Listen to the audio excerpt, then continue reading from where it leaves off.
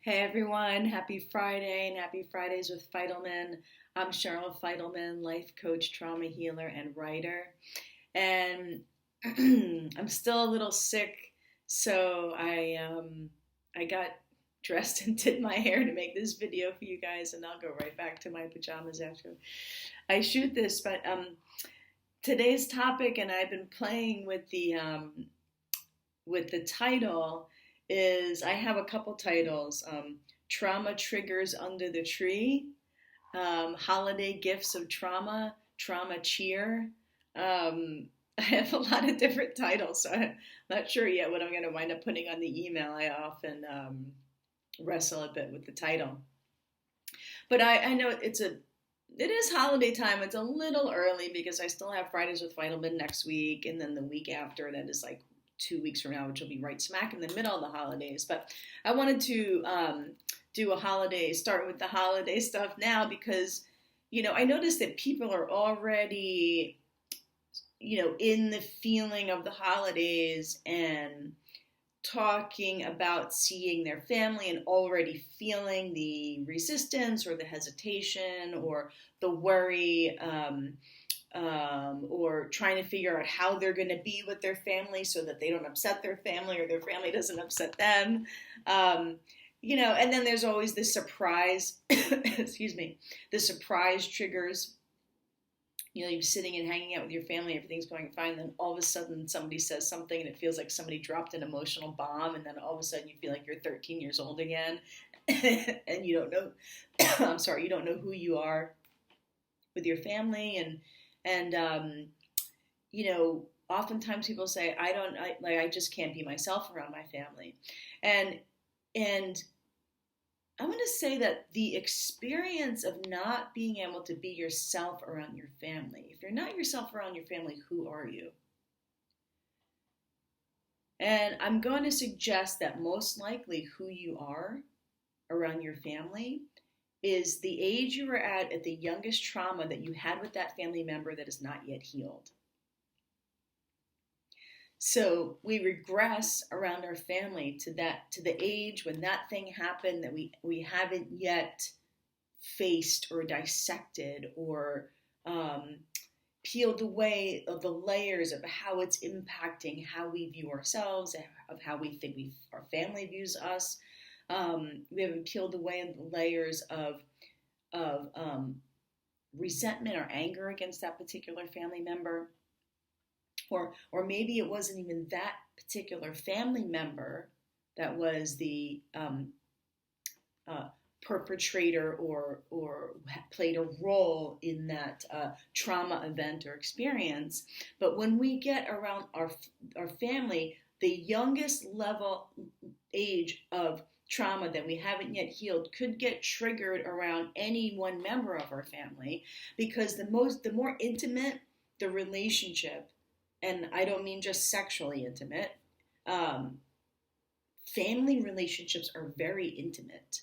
Whether or not it feels like a close relationship, it's really intimate. You have intimate ties, deep energetic bonds with these people, whether or not you see them all the time or once a year or every 5 years, or you're not even on a speaking basis. Not even on a speaking basis can be an intimate relationship, because there's so much bound and wound up. And a lot of these family members are people that were there during your most important years, your formative years. And so the most intimate relationship, the younger the conversation. The more intimate the relationship, the younger the trauma that gets triggered in that relationship. And I I experience it myself, when I'm going home in 2 weeks, and when I go home, when I'm with my mom, I lay on the couch and watch TV with my mom, and I feel like I'm 10 years old. And that part of it I actually like. I really like sitting on the couch all cozy with this sort of like nurturing feeling in the womb with my mom, and not like having any responsibilities that day. And it just feels like actually a really sweet regression. And then there's moments with my mom where I get triggered in the sense where I feel anger and rage that comes from a very young age when my mom used to scream and yell at me a lot. Something she'll say will trigger that anger and rage. And it's not even what she said does objectively, like an objective witness probably wouldn't hear it as something mean or judgmental or provocative, but I may take it that way. And I'll feel it throughout my whole body. And I'm not 100% at it, but I've gotten way better at feeling the feeling in my body, letting it simmer. Don't say anything to my mom. Don't give her that anger and rage. Let it simmer. Feel it. And then come back later with some sort of a response, or just speak through the feeling and the sensation, still being able to say, okay, I hear you, I understand you, I still love you, and I'm just going to take a break right now because something's simmering over here. And then I have experiences with other family members where I'm, really not as present to my trigger, and I regress to a younger age and the conversation doesn't go well. Now, all of that is my responsibility. All of it. Every single one of my triggers, the way I treat my family, it's all my responsibility. I take responsibility for all of it. Because even though a lot of the things that happened to me as a kid are not my responsibility and not my fault, and like I've said before, I think being a victim is a real thing. You know, a lot of people say don't play the victim, take your power back. Well, taking your power back can be, I was a victim at one point. Taking my power back means noticing that I actually have power, right? Like some people say take your power back. Well, how can you take your power back if you didn't even really have it? You didn't have an experience of yourself of having power. What would that be like if you took it back, if you kind of don't even know what that is? And so taking responsibility for your childhood, and like I said a few weeks ago in one of my videos, taking responsibility for the hand you were dealt. This is the thing that happened to me, good or bad, and now I'm going to handle it, and I'm going to deal with it, and I'm going to heal it. So,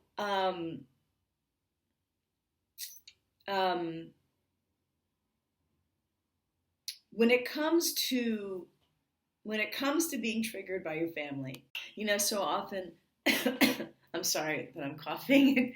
I'm coughing in your guys' face.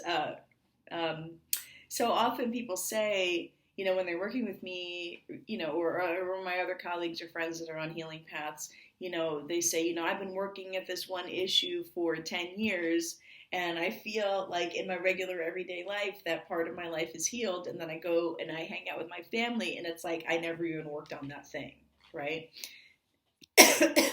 So one of the beautiful things I think about family is that family will test where you think you're at in your growth and in your healing and in your transformation. You think you got that thing covered? Okay, great. Go and hang out with your family and see how much you think you have that thing covered. And also I noticed with family is, I put out a video a few weeks ago and I talked about isness.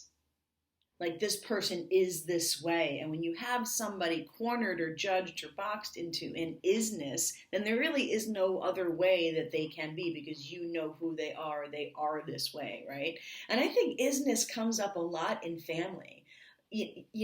Like my mom is this way, or my dad is this way, or my aunt or my cousin or my sibling or my husband and wife, they are that way.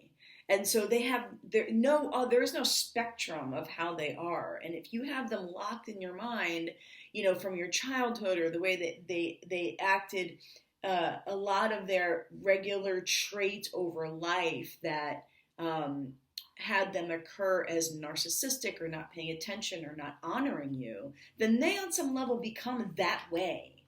And then when you hang out with them as an adult and they do something that seems similar to one of their regular traits when you were a kid, or they do something that seems similar to not noticing you or not validating you, then that becomes a trigger, right? They might not even be in that same mood, right? Or they might not even be not noticing you, but something they say is reflective or similar, or it feels the same as it did when you were a kid, and so that triggers something within you, and then, like, a little burst of anger pops out, or a little burst of resentment pops out.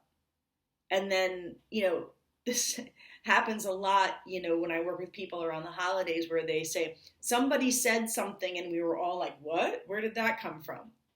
Right?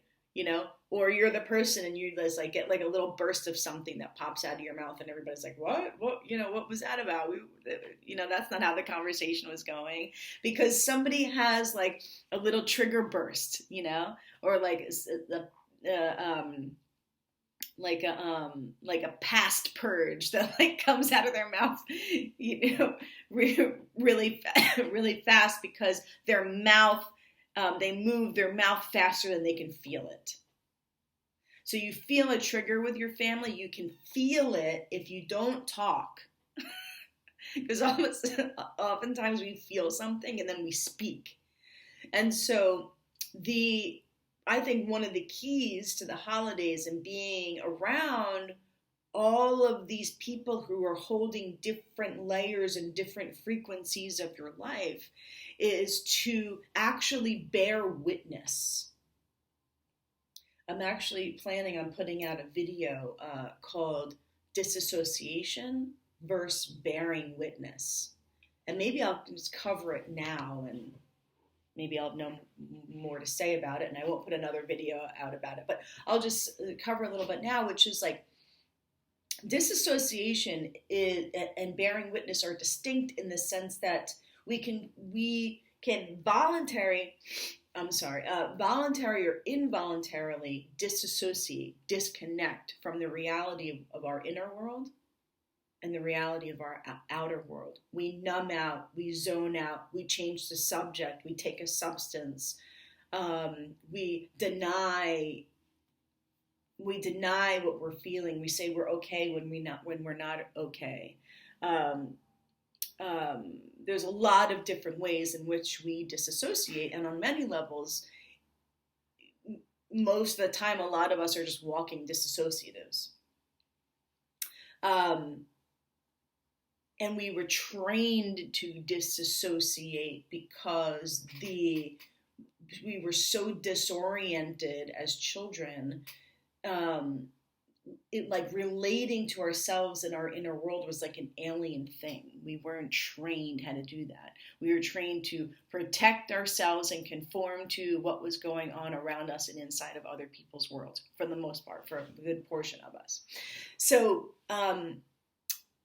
inside of trauma healing, I know I'm like digressing a little bit, but I hope that it's all connecting. Inside of trauma healing, we can for and I'm not a mental health professional, so I'm not dealing with dissociative symptoms that I'm dealing with dissociative symptoms that are either voluntary or those that are involuntary that can move to the voluntary, where they can be brought into one's awareness, and then one can have a choice to disassociate or not, which is distinct from dissociative symptoms of psychological diseases or disorders that would be listed in the DSM, like bipolar, borderline schizophrenia. That whole world is distinct from the dissociation that I'm speaking of. So disassociation, it can be really prevalent when you're around your family, right? Like, let me just numb this out somehow. Like, I'll feed my face with a lot of food, or I won't talk to certain people, or I'll feel really sensitive and not like the way someone's speaking to me, and so I'll just like ignore them or numb out or like pretend everything's fine, or I'll lash out, right? Lashing out is also a way of disassociating from how you're actually feeling, for the most part, and often blaming how you're feeling on somebody else. Bearing witness is a really beautiful practice that I want to suggest. I want to share it and suggest taking it on in life, and especially during the holiday times. And bearing witness is like, it's actually one of my favorite things to do, which is watch, like, if especially in a moment when I'm feeling kind of socially and familially overwhelmed. Is that a word? Familially, like overwhelmed with my family. I'll choose to bear witness. I'll choose to sit in a state of bearing witness, which is I'm going to witness the interactions, the way people are talking to each other, the way they're eating, the way they're moving their faces, the way in which it seems to me they're feeling and passing messages back and forth and playing with each other, and noticing where somebody may be taking something personally and acting like they're not taking it personally. All the things that people do in interactions, and the food and the smells and the laughter, and I'll just witness it. And then I will witness my reaction to it. And sometimes I'm in like an ocean of my own reactions. Like I'm comfortable, I'm engaged, I'm triggered, I'm feeling alienated, I'm feeling different, I'm feeling, I'm from New York, but I've lived in California for 15 years. So sometimes I feel like a New Yorker, and then sometimes I'll feel like I'm totally not a New Yorker, when I'm with my family, and I go back and forth in the seesaw. And, culture is very, very, can be very, very triggering. Like, is this my culture? Is the culture of my family, is this me? Is this not me? I'm not my family, or I am my family, right? So you're identifying with it strongly, you're not identifying with it. And then the illusion of I, like, who am I? Am I one of the lineage of this family? Do I have the same belief systems? Do I feel like they are imposing their belief systems on me, and then I want to become rebellious? Do I need for them to understand my belief systems in order to feel like a part of this family, right? So, I mean, there's just so many levels of things too. And then there's belonging. Do I belong here? Do I belong with the people that I was dropped into? Do I belong with the people that made up my holding environment, that I belonged to? I belonged to them when I was a kid, but do I even belong to them? So many layers of stuff with family and around the holidays. Am I going on too long? Okay, I'm decent with time here. So the anticipation of all of this starts for some people right around now. And even if, you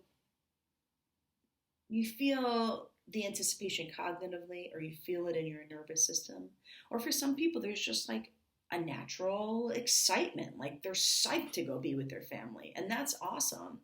And then you get there, and there's little, there's just little hiccups in certain relationships, or there's incidents that happened that are still under the rug. And you kind of get used to having the holiday, and everybody's just sort of walking over the lumps under the rug, walking under them, talking around them, omitting certain information, acting like there's closeness and a relatedness, and you're like, how can that be if this thing happened and we never talked about it?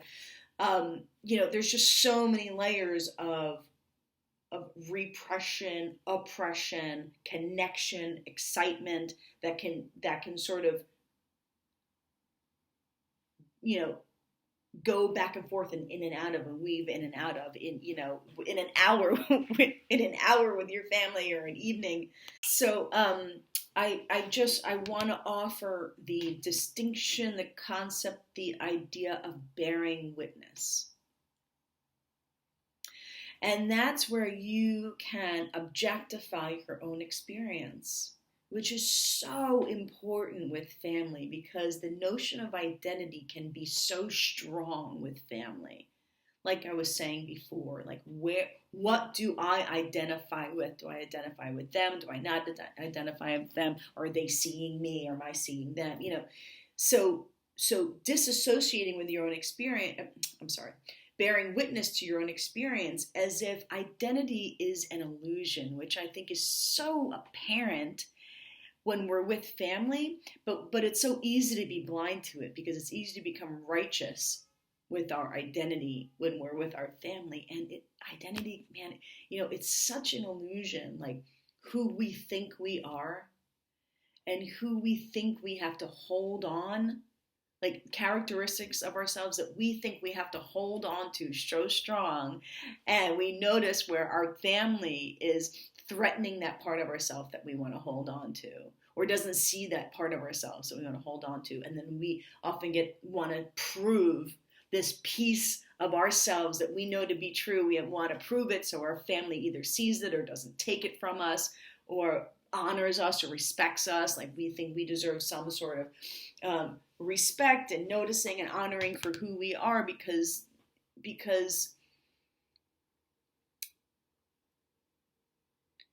as pack animals, which we are,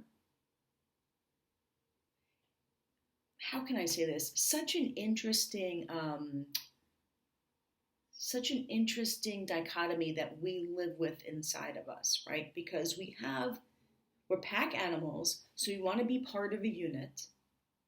We also have a super ego that lives in comparison and fights for our individualness and our uniqueness. So we're in family, we want to be bonded and we want to be unique. And that paradox is right, like in the heart of that. We are at the heart of that paradox when we're with our family. Okay, I think I hit. Excuse me. I think I hit 20 minutes, and I'm losing the capacity to talk without coughing a lot. So. I think I got a lot of my thoughts out on that. I'll talk more about holiday and family stuff in the next couple of weeks because it's really, really ripe right now. I do have holiday sessions. So in the email, there's a link to book your holiday session.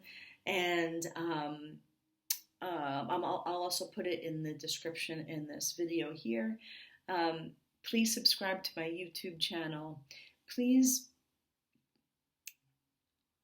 practice bearing witness to yourself and others and your family in particular. And ask me any questions about that as well, because it's a big sort of idea. And if you have any thoughts on that as well, please share them with me. Happy Friday. Have an awesome weekend, because you are awesome. Happy healing, and life is now. Bye.